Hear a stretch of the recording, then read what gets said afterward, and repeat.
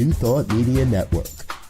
We are a global broadcast network of positive music, media, and entertainment, inspiring humanity's evolution along the journey of enlightenment and creating a world of love, peace, empowerment, and prosperity for all. New Thought Media Network. Positively inspiring.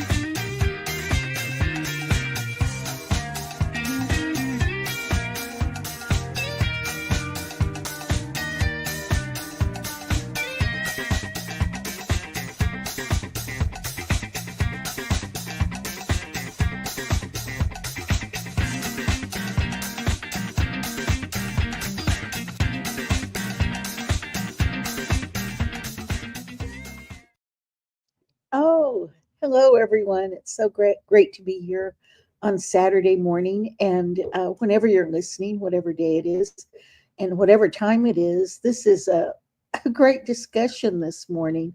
I'm Reverend Victoria Bomberry, and I'm located in Southern California in Riverside. Uh, and we always say Riverside is the jewel of the Inland Empire. So that's where I'm from. And we've been experiencing a lot over the past year and over the past, 8 months now as we've been studying. And we've moved into bringing in other material. And I am using today um, the seminar lectures that I got from the archive, the Science of Mind archive, which is an incredible resource for everyone. So if you don't know about the Science of Mind archive, this is a good time to go and explore and see what you find there. And I'm always amazed at what I locate in the archive. And it is just awesome. It's awesome to just be able to look through the history of what we're talking about, right? What we believe, what we are coming together to discuss in all these Saturday mornings. So, this goes beyond what's in the Science of Mind textbook often. There's things that are very illuminating and sometimes a lot easier to understand than what we have in the textbook. And this is Ernest Holmes, sharing his thoughts with people and his what he's gleaned from his readings and his deep meditations that he would do, that contemplation that he was engaged in at all times. And I just, I have so much admiration for him. And I also know that, this is just one step of many in this long evolution of consciousness, human consciousness. And, I know that Ernest Holmes would agree with that too, that, where he was isn't the end all be all. It's what he was exploring and what he invited us to accompany him with. And, we take that and we go hopefully a step further.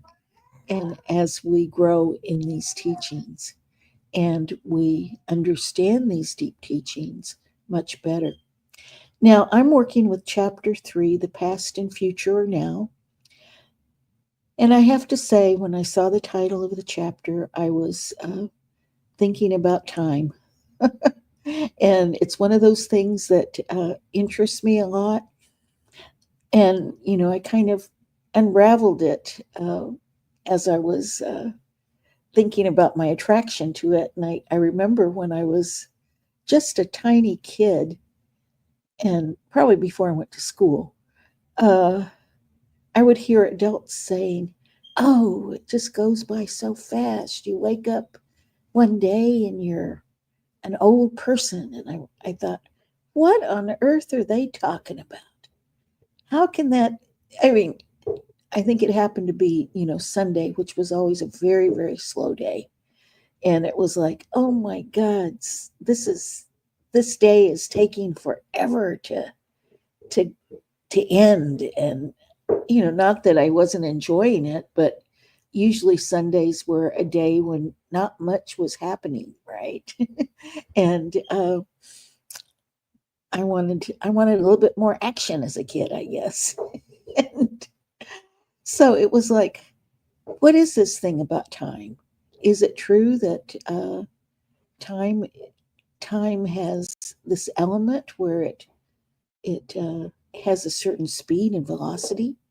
I really was thinking about that for a long time, and still, as an adult in my third act, I still think about time, and I think, wow, yeah, I get what they were talking about now. Time does seem to have different kinds of meanings at different times in our life, and you know, and if there's a movie or a TV series that has to do with time travel, I'm always attracted to that. So time really does interest me in the ways that we think about time, in not only mathematics and physics, but also how time has been looked at in our literature and our films and in popular culture. So, chapter 3 of these seminar lectures is called The Past and Future Are Now. And that sounds like it could be a title from a film, right? The past and future are now. And it's very apt because we do have a lot more discussion right now, as this chapter starts out with, about immortality.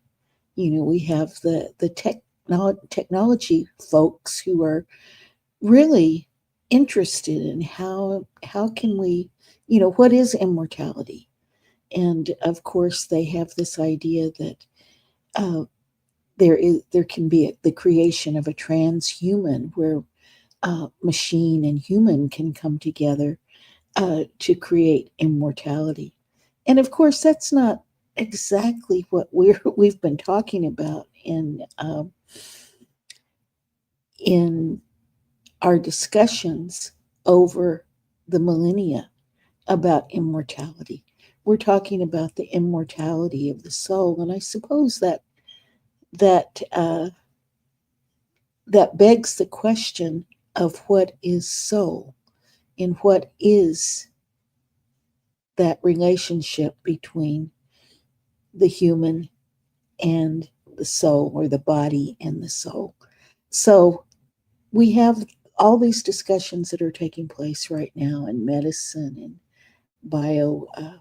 biotechnology about immortality.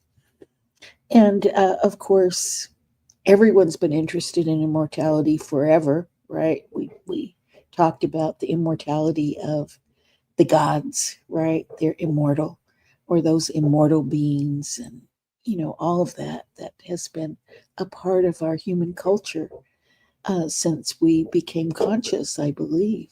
We had that question: what is this? What is death? And there's many, many stories about it.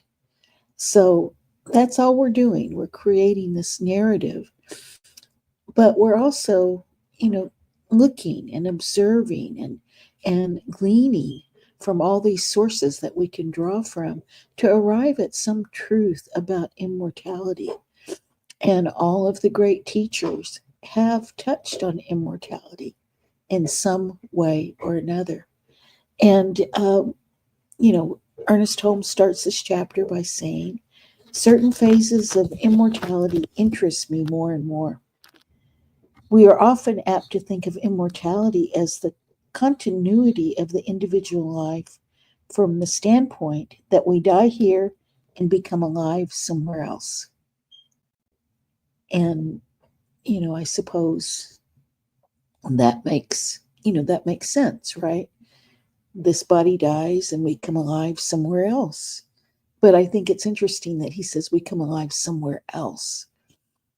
And what does that mean, really? Come alive somewhere else. It could be time, right? Come alive in a different time. This is true in a sense, but I do not want to die before I become alive. Interesting, right? This is the general belief about immortality. But I do not believe immortality is this way. We are living in a timeless universe, a universe where time is merely a measure of experience. St. Augustine said, time is a sense of recollection and anticipation. So that's interesting. Time is a sense of recollection and anticipation. So the past, we're recollecting the past and setting it on kind of a timeline, I suppose, and anticipation. What is the future going to bring? And that, here we are, we're in this point, and, we're kind of moving along. And that's kind of a linear way of thinking, right? From point A to point B, and we're moving along that timeline. And I'm not sure how to pronounce this person's name, but it's Dean Inge, Inge. And he was a philosopher and theologian, an English philosopher and theologian, and dean of, I think, the Anglican Church in England. And he said, time is a measure in a unitary wholeness. Now, I like that. Time is a measure in a unitary wholeness. So that sounds very interesting, doesn't it? That time is just a sense of measurement, but there's this wholeness that is unified, right? This wholeness. So that's vast. It's beyond our comprehension, really. So if we're just measuring our experience, time is a creation and not a thing in itself. So, we're kind of getting to this point where it's just a tool, right? It's just a tool. It's a tool of measurement to mark certain things for us as human beings. And, he goes on to say, there would be no such thing as time unless there were something to experience it. So that something is us, right? And all of creation. Something has to experience this time to even exist. Infinite time is not something experienced separate from infinite being, but it is the manifestation of infinite being. Therefore, to wait for that time when we are to become immortal is to wait for that which is philosophically, logically, and mathematically impossible. That is why John said, Beloved, now we are the sons of God, and it doth not yet appear what we shall be, but we know that when he shall appear, we shall be like him, for we shall see him as he is. Okay, this sounds like, okay, now we're getting even more interesting. What does all this mean? That if we're waiting to become immortal, that's impossible. It's mathematically impossible. It's, we're just waiting for something that cannot happen. And, from scripture, this is what, this is kind of almost a riddle, right?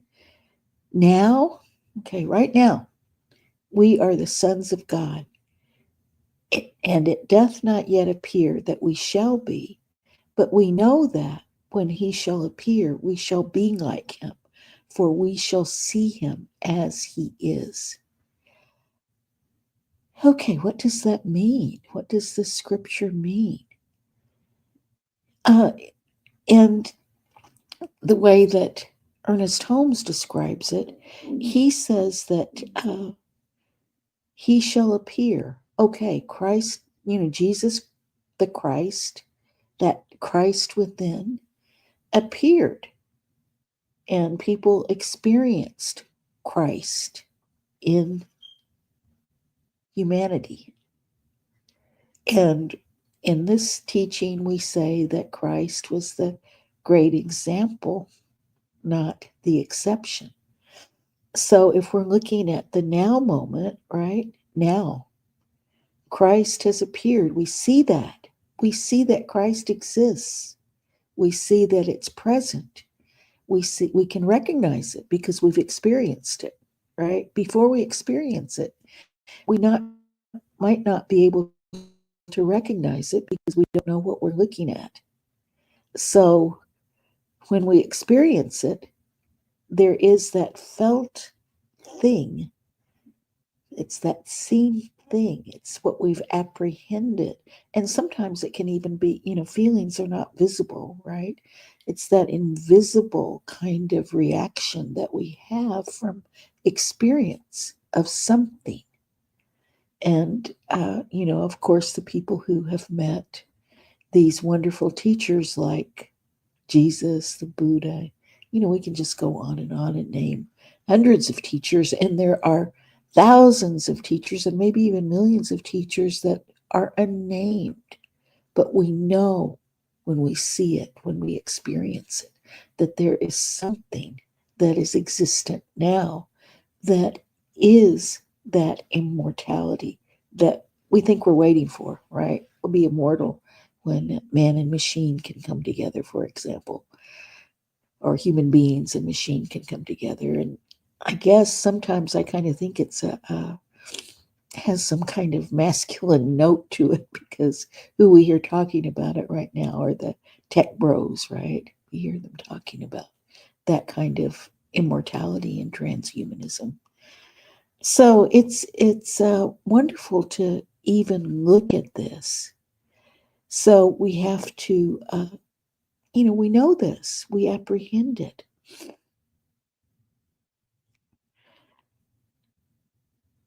So the prophet said, this is the next chapter on or next page.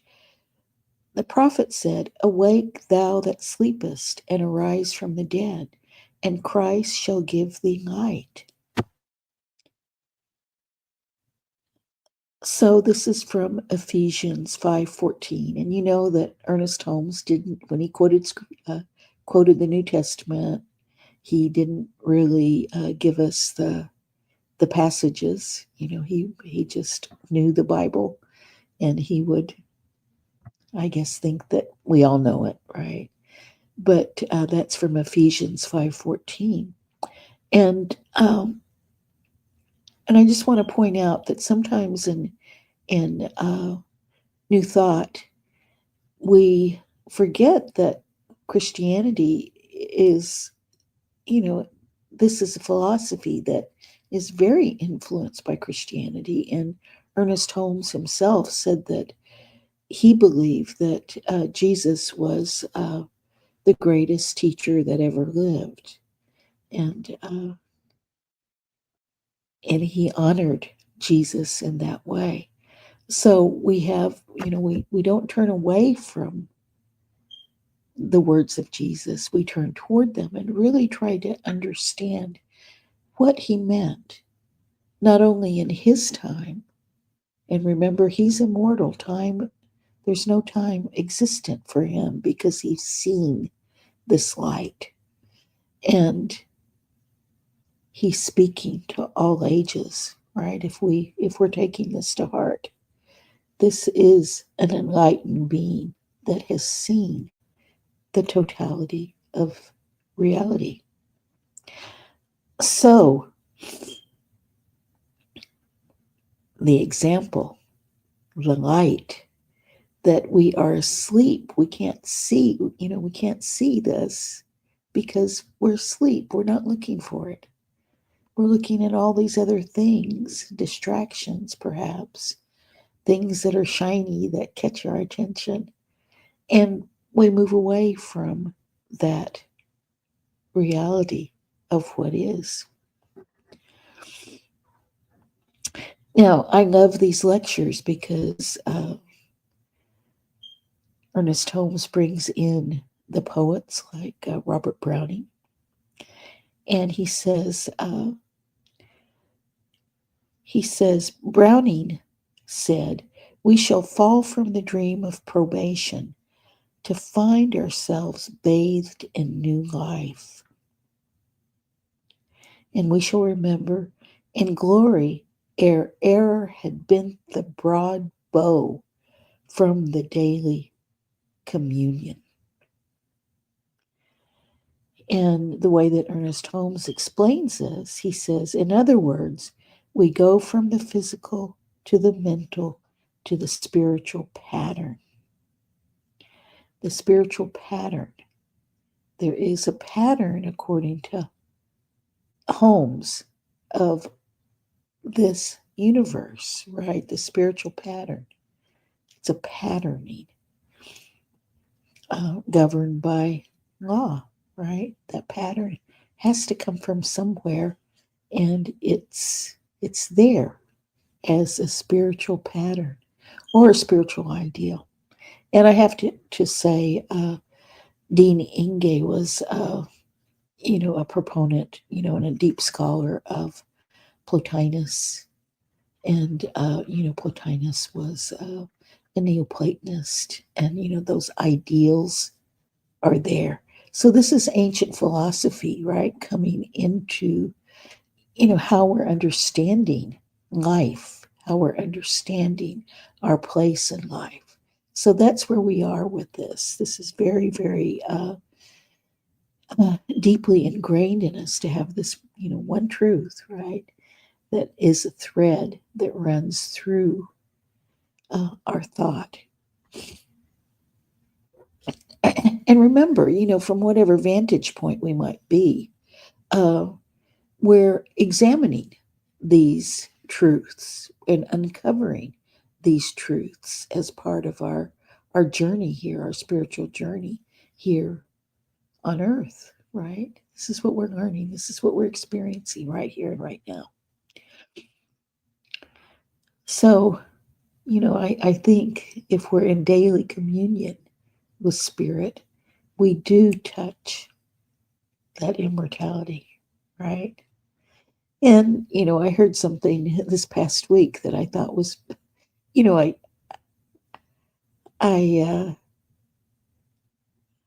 I guess I'm kind of falling back into that one, childhood wonder about, looking up at the sky and looking at the stars and, just seeing them, as these beautiful, beautiful things, and seeing the light coming from the stars, and remembering hearing, the light that comes from the stars is coming from very, very far away. So that star may not even be existent anymore, right? It may not exist. It's gone.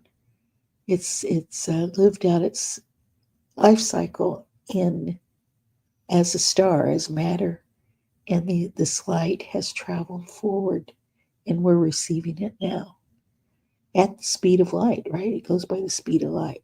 It may be a few million years, right, until we're receiving it, but that light continues.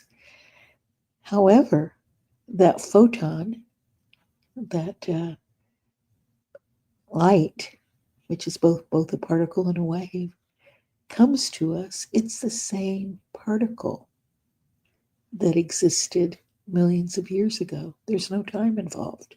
We're receiving it exactly the way that it was when it traveled for us to see it.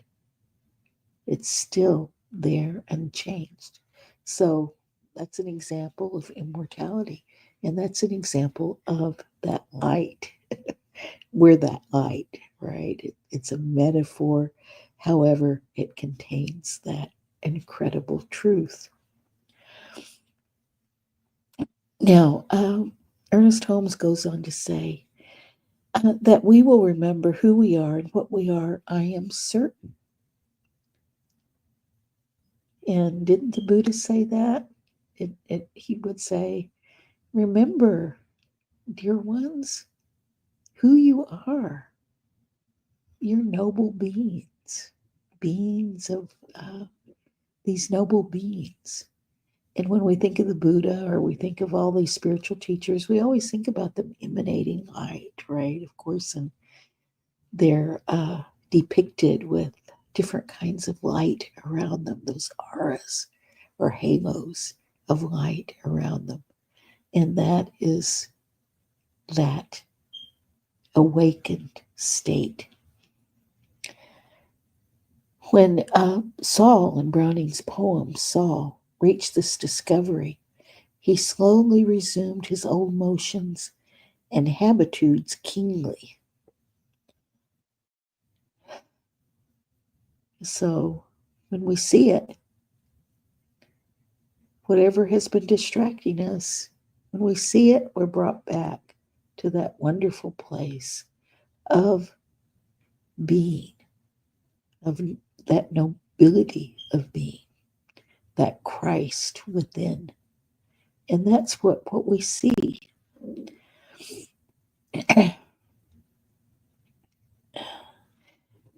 Let's see.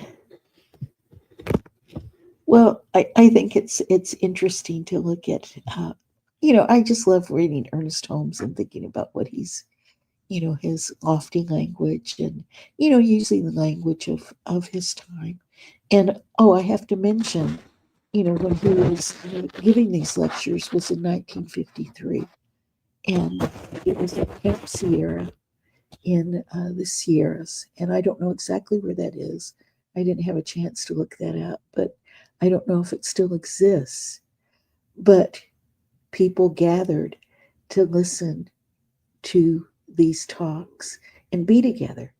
And Ernest Holmes said, these aren't spiritual retreats, these are spiritual advances. And I love that. I love that because, we're used to saying retreat, right? I'm going on retreat.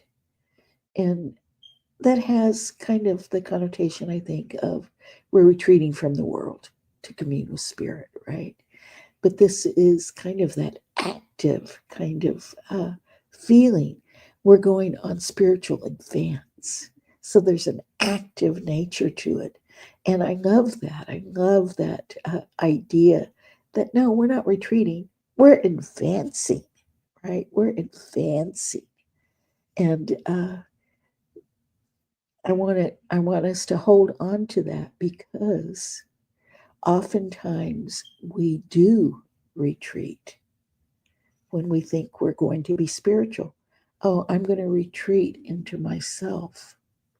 And yet these teachings require that we advance as we become awakened. We go out into the world. The light doesn't just stay here, right? The light has to go. That spirit has to move and go throughout the entire creation, right? That's what it does. We can't hold on to it. It's impossible, really. It only happens in our mind that we hold on to it.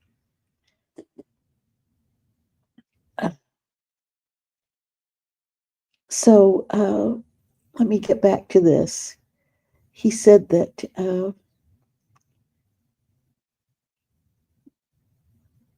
let me get back to some ideas that he brings in. Okay, he's already talked about Browning. He's brought in the New Testament. He's used Browning. He's brought in St. Augustine, the incredible work that he did, and Dean Inge, who was a Christian mystic. And then now he's bringing in Carl Jung. And he says that it's very interesting to me that when they told Jesus that Lazarus was dead, he said, "I go to awaken him." When he arrived at the cemetery, he found certain obstructions. There was the tomb, the stone in front of the tomb, the family standing around weeping and wailing, the conventions, and back of all that was what Jung called the collective unconscious. And this is the first time that I've seen Ernest Holmes use that term. Usually, what we hear is race consciousness, right? And he was talking specifically, he was talking about the same thing. Race consciousness is all the stuff that goes into that collectivity of what we are, what we've learned and gleaned over the millennia since we became human. And he says Jung called the collective unconscious, which the Bible calls the carnal mind. Interesting that he makes those connections. The carnal mind, what it is that we've learned as human beings, as opposed to this much vaster, infinite mind, right? That entirety of creation, that vastness that the one mind is. And, so he brings us up in terms of everyone is weeping and wailing at the tomb because, Lazarus is dead, right? And they're crying. They're so, they're hurting. And we all of us have lost someone, lost something in our lives. And we know that deep grief and that pain that accompanies with those kinds of losses. And Jesus said, "I have come to awaken him. Roll away the stone." Then he stepped up before the tomb and said, "Father, I thank thee that thou hast heard me." That was the unification and recognition, the unification and agreement. So he's looking at what the example that Jesus said of unifying with God, recognizing God, and seeing that identification with life, with whatever we want to call this thing. We call it God. It's just a convention, but whatever we want to call this. "And I know thou hearest me always," which was further unification and agreement. Just that knowing that oneness. Next, he used the authority of the law, which he had become aware of, and said, "Lazarus, come forth." And Lazarus, of course, walked from the tomb. Now we can go on to look at this, death and immortality. And Ernest Holmes reminds us that immortality is not something we have to wait for. We don't have to wait for it. And he says that we believe in the continuity and ongoing of the individual soul. And it continues.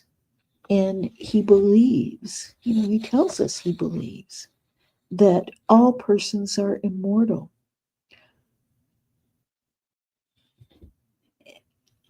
Everything has to be immortal, right? All persons have to be immortal. There's not one person who's left out of this. It's kind of that either or. We're all immortal or no one is immortal. Right? So no one is left out. None of us are so good that we can make ourselves immortal beings. And by the same token, none of us are so bad that we can destroy our immortality. Jesus understood this. And this is what I love about these teachings. The teachings of Jesus, right? There is never a moment, there's never anyone who is so bad that they can destroy their immortality. And yet, we do have some theology that says, oh yeah, you can be so bad that you just get burned up, right? That's done. You had your chance, and maybe they have even an idea of how many chances you get, right, before you're out. And let's think about that. We think about that, and how does it come up in our own in our daily life, right? I mean, we can, the immediate example that comes to mind is, we had a long debate here in California before there was the passage of something called three strikes and you're out for people who commit a crime. And if they commit a crime, no matter what it might be, it may have been a violent crime, and then, their third strike might have been that they shoplifted, right? And that's three strikes, you're out, you're going to be incarcerated, right, for a very, very long time. So that's sort of, how our minds can run as human beings. Yeah, you're done. You had your chance. But according to Jesus, and Ernest Holmes underscores this, there's no one who is ever so bad that they're out. No, they're not. They are immortal beings. There's always that chance of redemption, of coming back and waking up to who they are. And, I hold on to that belief very strongly. I do believe that all of us are those direct emanations of God. That's something that I just know in my soul, no matter what may be happening, what we're seeing. They're not playing a part. They just haven't woken up to who they are. There's nothing that is predetermined. And I think that's evident when we look at these teachings of science of mind. There's nothing that's predetermined. Because you did something, that doesn't determine your entire life. You always have that chance to wake up and come to see the light that you are. So that's an amazing teaching that we can take hold of and use in our daily life. First of all, the pattern is it's not predetermined. There's certain laws that, occur, but it's not predetermined. There's so many variables, and the biggest variable is us. What we decide that we are going to open into.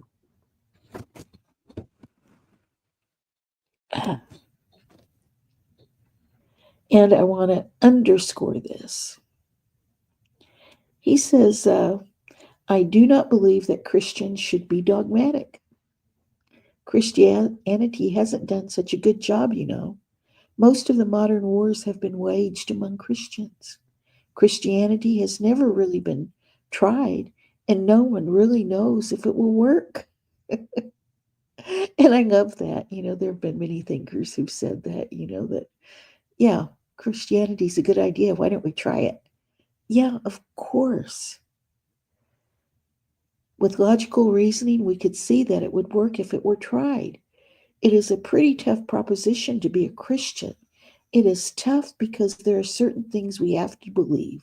And as they say in modern psychology, self-awareness is not enough. We must do things. If ye know these things, happy are ye if ye do them. And that's John 13:17. Okay, that means we live it. We live it. If we know it, we live it. We do things. So we're known by what we do. We're not known by retreating into darkness and meditating all day. We're known by what we do in the world. So that's John 13:17. And,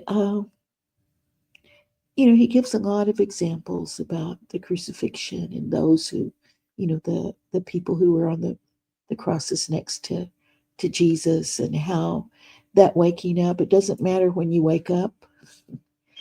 When you wake up, you're going to be in paradise with Jesus, right? That's what Jesus said. We'll wake up together in paradise. So he gives these examples.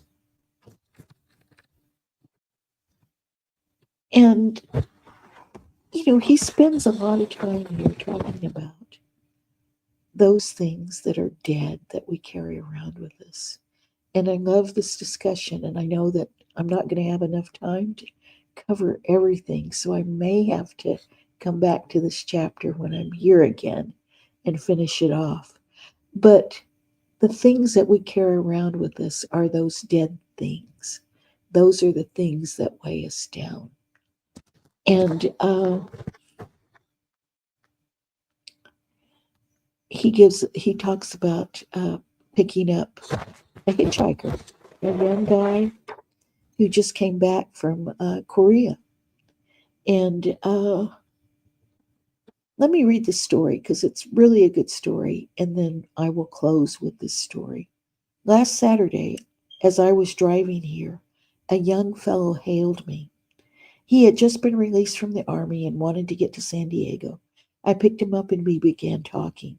After about a half hour's conversation, I said to myself, this boy has had a bad background. He hates his father, and I think maybe he hates his mother. And he sees them in everyone he meets. He is even suspicious of me. Why did I pick him up? Presently, I said, I'm hungry. Let's stop and get a sandwich. I wanted to talk with him more and see if I was right. After we were seated in the restaurant and the waitress had taken an order, I said, isn't she a sweet girl? And he answered, yes, but she doesn't like me. I asked, why doesn't she like you? He replied, she thinks she's better than I am. I said, let me ask you something. Did you like your father and mother? And he said, my old man was no good and my mother was worse. It developed that his parents had been married just a week before his birth, and there was the picture. I asked him how old he was, and he replied, 21.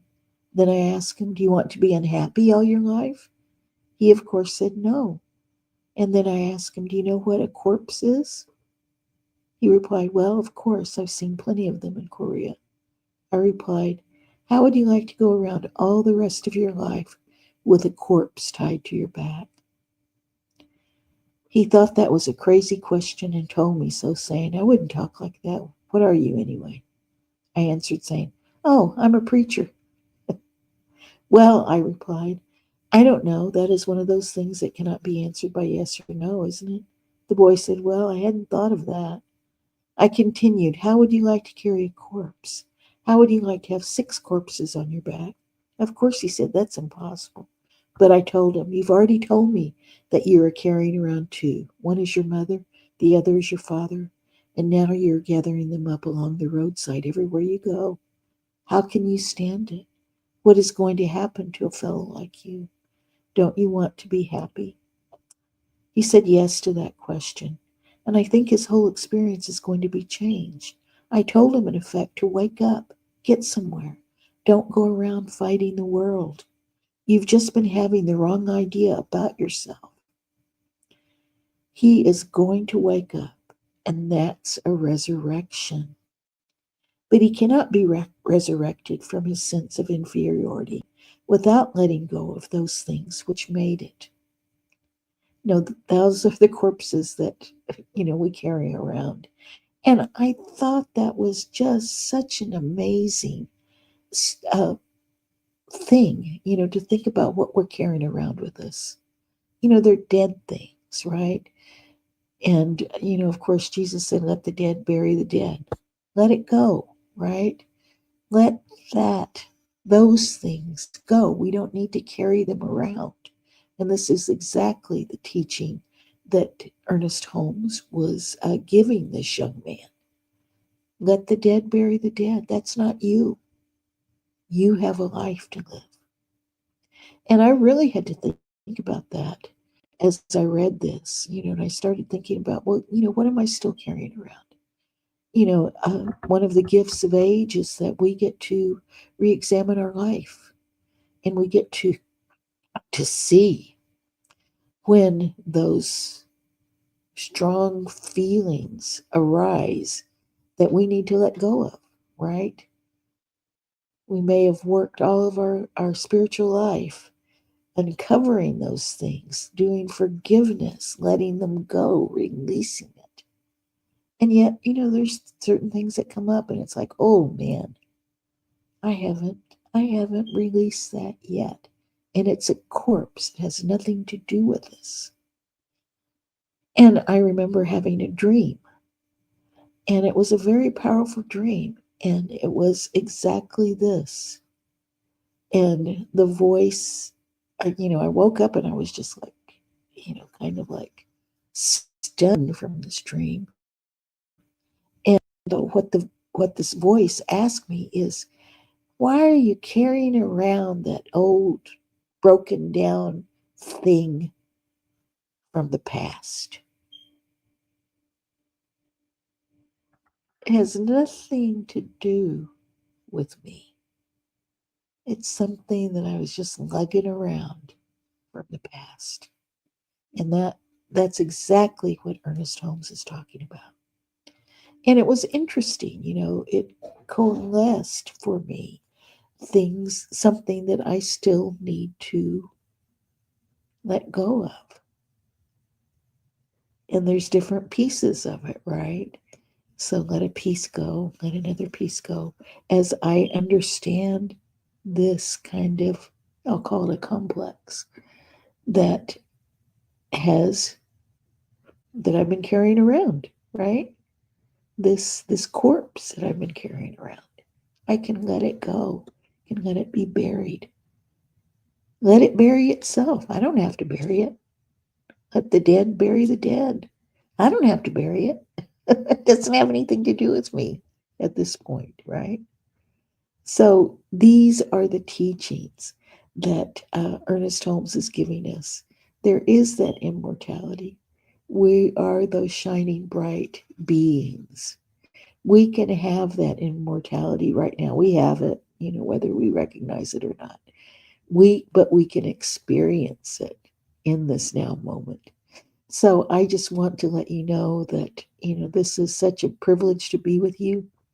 And I am so happy that we are engaged in these deep discussions about the teachings of Ernest Holmes and just that down home and lofty examples that he uses in his teachings. So, everyone, have a wonderful week. And I am truly blessed to be with you.